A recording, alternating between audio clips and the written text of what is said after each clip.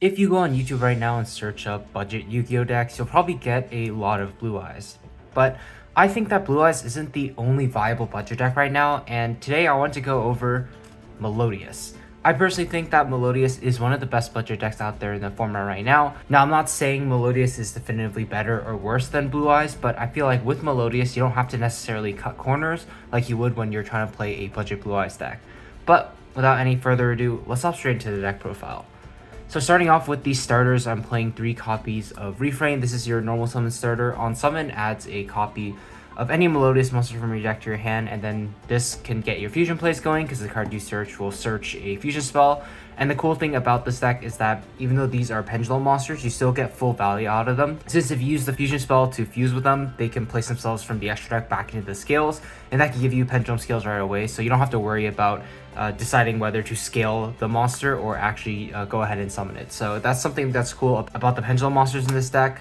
And then for the other 1-card starters, 3 copies of Ostinato. This is probably the best 1-card starter in the deck. It's like Branded Fusion, Fusion Destiny, like all those fusion spells, except this one I think is a lot better since it doesn't lock you into anything and it isn't even once per turn, which means if it does get hit with a card like Ash Blossom and you have another copy of it, you can simply just play the second one. So this is definitely the best starter in this deck and one that you definitely always want to see.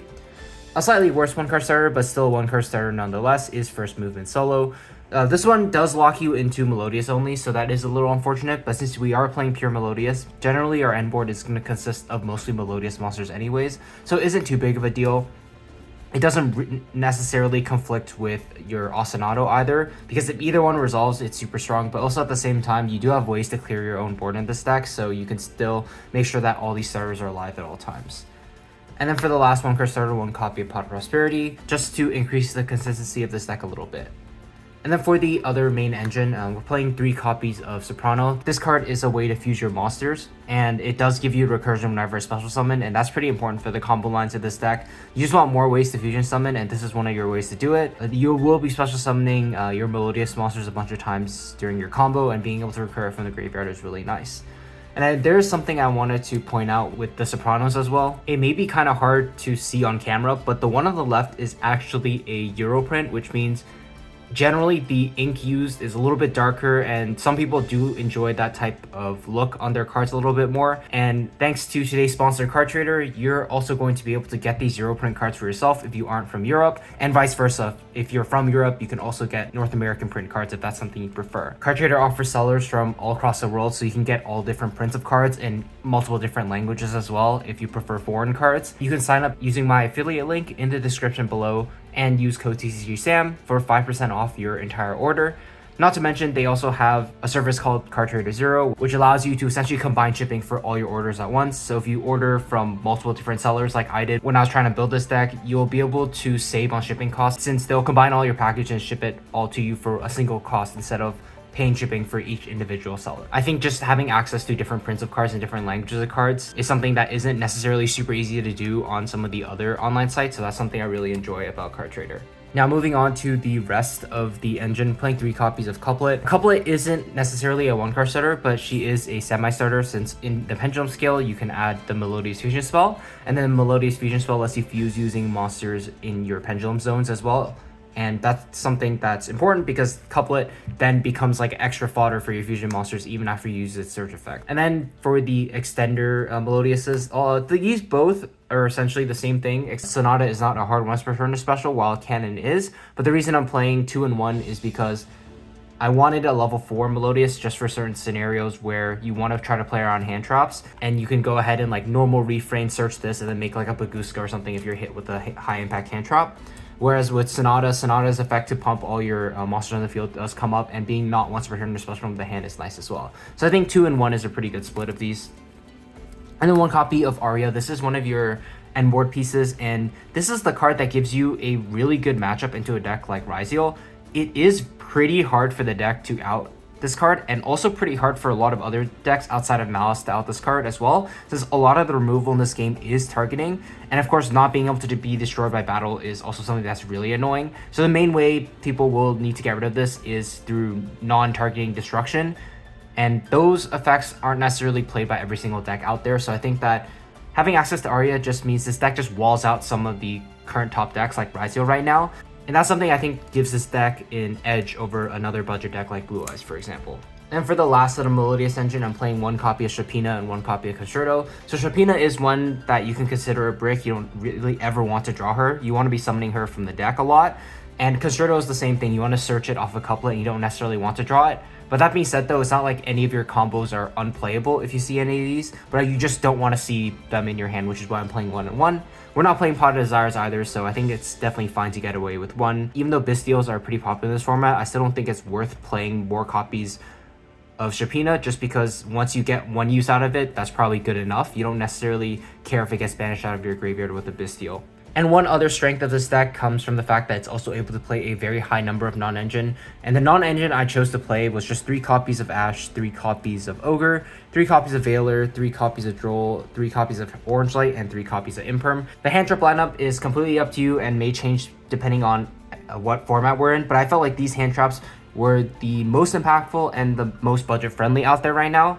Even though cards like Nibiru and stuff did get a reprint, in this deck specifically, you want to make sure your field is always open so you can use your power spells like First Movement Solo and Ostinato. I didn't really want to use cards like Nibiru, Bystials, Phantasme, just in case you get hands where you actually can't clear your own board. You don't want those starters to ever be dead. So I felt like just having hand traps that don't put themselves on the board, it was good enough. But once again, this is completely up to you and you can swap it based on what you have access to and what is good in the format at the moment. Moving on to the extra deck, playing 2 copies of Etoile. This is like the big boss monster in the Melodious deck. And this is a card that's also very annoying for a lot of top decks to deal with. Anytime you're able to summon this card, it lets you play around a card like Nibiru, but it also gives you an interruption on your opponent's turn as well, which is super nice. It's almost like DDD Wave Hiking Caesar in that sense. Like, it'll insulate you from Nibiru on your turn, and now the next turn it's a incredibly powerful interruption. Non-targeting removal is super powerful in today's format, and you can even bounce up to 3 or 4 cards on the field, which is kind of crazy. Another reason this deck is pretty good is because of Schuberta's effect. It allows you to banish up to 3 cards in either player's graveyard, and this is something that's huge against the Featsmith engine. It's great against certain graveyard-reliant decks as well. And with a card like Etoile, you can reset it every single turn by using it and then banishing it temporarily, bringing it back, and then you can use this effect again. Something cool about this card as well is that you can use it during the damage step, and that has come up for me on certain occasions. But nonetheless, this is also an integral part of your end board, and a lot of your end boards will also just have 2 copies of this plus like this, and that's pretty hard for a lot of decks to break since most of the top decks do rely on having their access to some cards in the graveyard. And then next, I'm playing 2 copies of Baka. Baka is your main, I guess, combo starter. The fusion you're going into first. It summons one from the deck and then floats in another one from the graveyard, which is great. You can make an argument for playing 3. I decided to cut it down to 2 and play a second copy of Etoile just to make a card like Castria Unicorn a little less impactful. But I feel like if you don't want to play some of the other cards I'm playing in the extra deck, you can definitely bump this up to 3. This is probably the only one you would ever summon 3 of. And then 1 copy of Bloom Diva. You don't have to play this card at all, but I thought having an extra option in your extra deck to go into was nice, and this can be good in certain situations. And then playing 1 copy of Baguska. This is like your plan B in case you do get hit with a high impact hand trap. You can go Cannon plus Refrain into Baguska, and that could be enough to wall out certain decks for a single turn. And then for the Link monsters, playing 1 copy of Gravity Controller. This is specifically for when you summon Baka. You can summon Baka in the extra monster zone, and if she gets impermanent or something, you can link it off for Gravity Controller to still get the effect to revive one from the graveyard, which does come up in certain combo lines. Generic Link monsters, IP, SP. You don't necessarily have to play IP. Your end board isn't always going to have a generic Link on it because you will sometimes have to start with First Movement Solo, which does lock you into Melodious monsters, but I felt like it was a nice option to have. SP is just SP, is a great staple card. And something that's kind of exclusive to this deck and nice to play in this deck is Herald of Mirage Lights. It essentially is a spell trap negate by discarding a fairy monster, and since this deck is entirely fairies, having a pseudo Omni negate on your end board is something that's really nice to have because it means you don't have to worry about cards like Talents, for example, and you can play a little bit more recklessly into cards like that. And this deck can take full advantage of the fact that they're only playing fairies, and all the recursion that you get off of a card like Shapina just means you should always have fodder for Herald of Mirage Lights, and that's something that's really important in this deck. And then playing 1 copy of Protector of the Agents. This is not only a way to out certain floodgates like Seal Drain, it also clears your own board for you, and that's important because you want to make sure your cards like First Movement Solo and Ostinato can always resolve. And then I'm playing one copy of Bloom Harmonist. This is actually a very strong Link monster for this deck, but I don't think that you want to fully rely on going into this every single time because it is pretty much a very big hand trap magnet. It'll lose to almost every single hand trap out there, especially because you'll be forced to discard a card. And if she gets removed in any way, shape, or form, you won't have zones to summon to. And that means that this card just won't resolve. So a lot of the times you don't want your combos to be centered around this, but it is a very powerful card in this deck, and you will use it in certain combos to keep going further. It's also something that's really nice to go into after you've been hand trapped a few times. You just have a few extra bodies. You can summon this, discard one, and just pop up by summoning 2 from monsters from your deck. And then finally, the last Link monster I played is Underworld Goddess. This deck does have some trouble outing a card like Chaos Angel, so I felt like having an out to it was pretty important. But once again, this and IP are like flex slots. You can play anything else you prefer in these slots instead. So that's going to do it for the deck profile. Let me know what you thought about in the comment section below. Once again, I did get these cards from CardTrader, and you can sign up using my affiliate link in the description below and use code Tcg Sam for 5% off your entire order. If you're interested in foreign print cards or cards in foreign languages and interested in buying from a bunch of different sellers and saving on shipping costs, CardTrader is a great site for that. But yeah, that's going to do it for this video. Hope you guys enjoyed it, and I will see you all in the next one. Take care.